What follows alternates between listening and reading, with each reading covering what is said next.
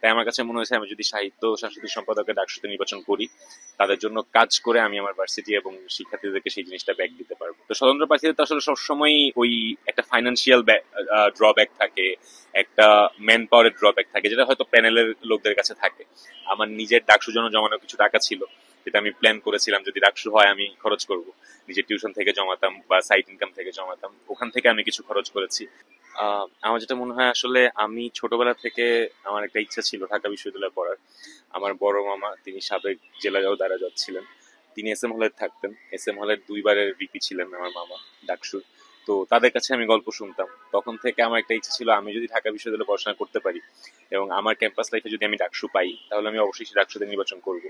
এবং আলহামদুলিল্লাহ আল্লাহ আমাকে সেই সৌভাগ্যটা দিয়েছেন। আমি খুবই আনন্দিত এবং আবেগ আপ্লুত যে আমি আমার সেই স্বপ্নটা আসলে পূরণ করতে পারছি, অন্তত নমিনেশনটা নিয়ে এবং একজন প্রার্থী হয়ে। আর যদি জয়লাভ করি, মানুষের আমার শিক্ষার্থীদের সেবা করার সুযোগ পাই, তাহলে আমার মনে হয় সেটি পরিপূর্ণতা পাবে। আসলে ভাইয়া যেটা কথা সেটা হচ্ছে যে আমি সবসময় এমন একজন মানুষ ছিলাম যে কোনো পলিটিক্যাল অ্যাফিলিয়েশন ছিল না, কিন্তু সবসময় সব আন্দোলনে নিজের জায়গা থেকে মানুষের জন্য কাজ করার চেষ্টা করেছি, জুলাই বিপ্লবেও।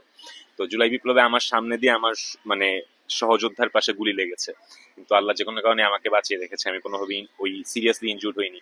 তারপরে আমরা ডাকসু আনার জন্য অনেক চেষ্টা করেছি, সংগ্রাম করেছি গত 1 বছর।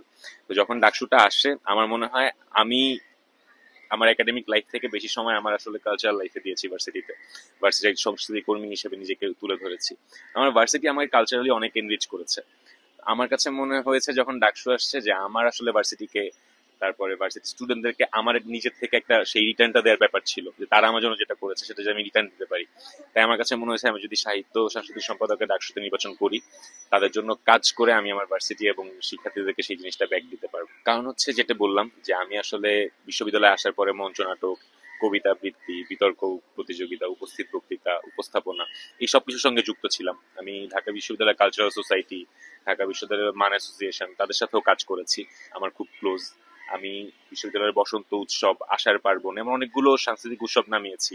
কবিতাও লিখতাম, কয়েকটি ম্যাগাজিনেও, ভার্সিটির ম্যাগাজিনেও এসেছে। তো এই জন্য আমার কাছে মনে হয়েছে যে আমার এক্সপার্টিসের জায়গাটা আসলে এটা, ভিপি, জিএস, এজিএস, সেগুলো যত না আমার এক্সপার্টিসের জায়গা, এই পার্টিকুলার সম্পাদক পোস্টটা, এখানে আসলে আমি আমার বেস্ট ইনপুটটা দিতে পারবো এবং সবার জন্য একটি কল্যাণকর কিছু করতে পারবো। আসলে একজন স্বতন্ত্র প্রার্থী আমি, আমি কোনো প্যানেল থেকে দাঁড়াইনি। তো স্বতন্ত্র প্রার্থীদের তো আসলে সবসময় ওই একটা ফাইন্যান্সিয়াল ড্রব্যাক থাকে, একটা ম্যান পাওয়ারের ড্রব্যাক থাকে, যেটা হয়তো প্যানেলের লোকদের কাছে থাকে।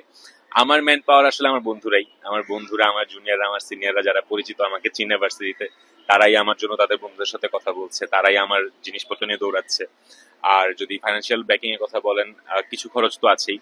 আমার নিজের ডাকসুর জন্য জমানো কিছু টাকা ছিল, যেটা আমি প্ল্যান করেছিলাম যদি ডাকসু হয় আমি খরচ করব, নিজের টিউশন থেকে জমাতাম বা সাইড ইনকাম থেকে জমাতাম, ওখান থেকে আমি কিছু খরচ করেছি। আর আমি একজন এক্স ক্যাডেট, আমার এক্স ক্যাডেট অ্যালামনাই যে বড় ভাইয়েরা আছেন, তারা যখন শুনেছেন আমি ডাকসু করতে চাই, তারা অনেক সাধুবাদ জানিয়েছেন আমার উদ্যোগটাকে, এবং তারাও আমাকে যতটুকু সম্ভব সমর্থন করেছেন আসলে। আর আমি যেটা বলবো যে আমার ইউনিভার্সিটি স্টুডেন্টদের কাছ থেকে আমি আসলে সবার মধ্যেই দেখছি কি ডাকসুতে একটা উৎসব মুখর পরিবেশ আছে, অনেকদিন পর হচ্ছে। ডাকসুটাও অনেক ওপেন, কেউ কাউকে দাবিয়ে রাখছে না একদম ভিজিবলি, পিছনে হয়তো অনেক কিছু চলছে। তো সেই জায়গা থেকে আমার মনে হচ্ছে আমি স্টুডেন্ট থেকে ভালো একটা রেসপন্স পাচ্ছি, তারা সাদরে আসলে আমার জিনিসগুলো নিচ্ছে, দেখছে, ইশতেহারগুলো শুনছে, তাই আমার কাছে ভালো লাগছে। আমার ভিন্নতাটা যেটি রয়েছে, প্রথমে আমি যেটি বলবো সেটি এটি হচ্ছে আমার বেসিক লিফলেট, যেটা হচ্ছে সাদা কালো করার কথা বলা হয়েছে বিশ্ববিদ্যালয় বিধিমালায়, সেটি আমি বানিয়েছি। এর বাইরে আমার আসলে যে গোলটা ছিল সেটা হচ্ছে জিতিহারি সেটি তো আমি জানি না, বাট আমার বিশ্ববিদ্যালয়ের যে শিক্ষার্থীরা, আমার ভোটাররা, তারা যেন মনে রাখে যে নিলয় নামে কেউ ইলেকশন করেছিল এই পদে। তাই আমি আমার ইশতেহারটা খুব ডিটেল বানিয়েছি।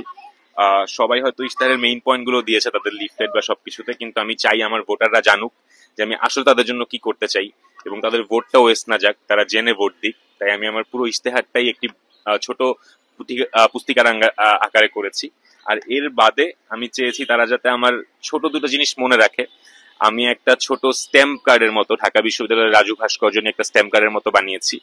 আর এবং একটি হচ্ছে আসলে যেটা আমার ভোটারদের আসলে মনে থাকে এবং তারাও একটা মজা পায় যে আচ্ছা ভিন্ন কিছু করছে ছেলেটা। এবং আপনি দেখবেন পুরো ভার্সিটিতে অনেক লিফলেট পড়ে আছে, আমি চাই না আমার লিফলেটটা কোথাও পড়ে থাকুক, আমি চাই একটা মানুষ স্মৃতি হিসেবে আমার জিনিসগুলোকে রাখুক।